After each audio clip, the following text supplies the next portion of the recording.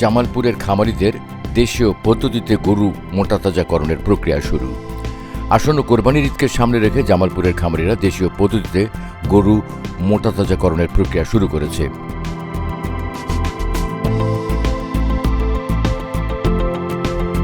এসব কোরবানির পশুদের কোনোরূপ রাসায়নিক পদার্থ কিংবা মানবদেহের জন্য ক্ষতিকারক কোনো ইঞ্জেকশন ব্যবহার না করেও গরুকে দেশীয় খাবার খাইয়ে মোটাতাজাকরণ করা হচ্ছে। এবার কোরবানি ঈদকে সামনে রেখে আমরা প্রায় 26টি গরু মোটাতাজা করেছি, যা প্রাকৃতিক খাবার ধরে সবগুলো গরুকে আমরা প্রায় দীর্ঘ 6 মাস যাবত এই গরুগুলো লালন পালন করে আসছি। এইবারের কোরবানিতে মানুষের গরুর নেওয়ার প্রতি আগ্রহ চাহিদা বেশ ভালো।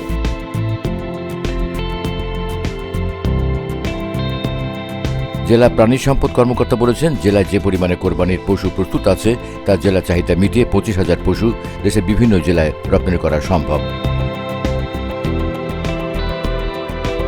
আসন্ন ঈদুল আজহা 2026 উপলক্ষে অত্র জেলায় আমাদের প্রায় 1,07,065টি পশু প্রস্তুত হয়েছে কোরবানির জন্য। অত্র জেলার চাহিদা রয়েছে 82,015টি। এতে করে আমরা প্রায় 25,000 গবাদি পশু কোরবানির জন্য দেশের বিভিন্ন জেলায় আমরা সরবরাহ দিতে পারবো।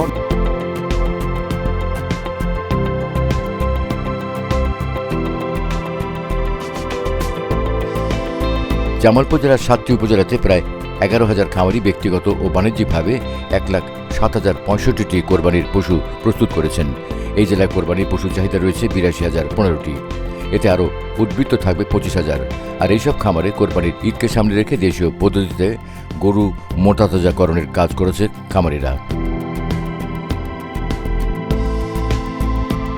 সবথেকে বড় সমস্যা যেটা হয়, দেখা যায় যে দেশের বাইরে থেকে যদি গরু চলে আসে, তাহলে আমরা প্রান্তিক খামারি যারা আছি একটা বছর খুব আশা নিয়ে, খুব স্বপ্ন নিয়ে গরু লালন পালন করে থাকি। তো সেই গরুগুলো আসলে আমরা আমাদের ন্যায্য দাম পাই না। সামনে কুরবানির ঈদ আমরা একটু আশা করব সরকারের কাছেও যে পার্শ্ববর্তী দেশ থেকে যেন গরুগুলো আর কি ওইভাবে চোরাই পথে বা নানান ধরনের হয়, এগুলো না আসলে আমরা খামারিরা যারা আমরা সারা বছর কষ্ট করি, একটা কিছু আশা করে তো কষ্ট করি, এইটা আমরা একটু ভালো মূল্যটা পাবো। গরুর খাদ্যের যে বাজারের যে সিন্ডিকেট, গরুর দানাদারের যে সিন্ডিকেট, সেই সিন্ডিকেটে গরুর কোরবানি ঈদ আসলেই প্রায় খাবারের দ্বিগুণ হয়ে যায় দাম। এটা যদি সিন্ডিকেটটা ভাঙতে পারে তাহলে আমরা অবশ্যই গরু আরও কম দামে মানুষের হাতে দিতে পারবো।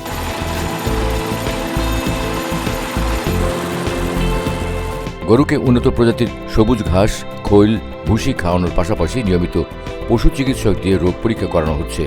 দেশীয় পদ্ধতি অবলম্বন করার পাশাপাশি এসব কোরবানির পশুদের কোনোরূপ রাসায়নিক পদার্থ কিংবা মানবদেহের জন্য ক্ষতিকারক কোনো ইঞ্জেকশন ব্যবহার না করেও গরু মোটাতাজাকরণ প্রক্রিয়া চলছে বলে জানিয়েছেন খামারিরা।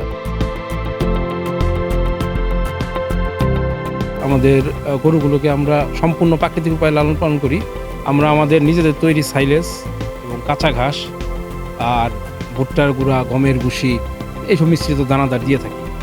তো আমাদের গরুগুলো সম্পূর্ণ প্রাকৃতিক উপায়ে আমরা লালন পালন করি। আমরা সার্বক্ষণিক পশু হাসপাতাল থেকে পরামর্শ গ্রহণ করি এবং তারা আমাদের যথাযথ পরামর্শ দিয়ে থাকে। বর্তমানে ভারপ্রাপ্ত দায়িত্বে রয়েছেন জেলা প্রাণী সম্পদ দপ্তরের training officer doctor ATM Habibur Rahman. ইতিমধ্যে আমরা কোরবানির ঈদকে সামনে রেখে বিভিন্ন উপজেলায় 13টি ভেটেরিনারি মেডিকেল টিম গঠন করেছি, যারা ক্লোজ মনিটরিং করবে, প্রত্যেকটি বাজারে যাবে এবং মনিটরিং করবে, বাজার মনিটরিং করবে। এছাড়া ইতিমধ্যে আমরা বিভিন্ন খামারে স্টেরয়েড মুক্ত গবাদি পশু পালনের জন্য আমরা খামারিদের প্রশিক্ষণ দিয়েছি এবং পরামর্শ দিয়েছি। সব মিলিয়ে দেশীয় পদ্ধতিতে গরু মোটাতাজা করে লাভবান হবে খামারিরা ও সুস্থ সবল পশু কিনে কোরবানি দিতে পারবে ক্রেতারা, এমনটি প্রত্যাশা সকলের।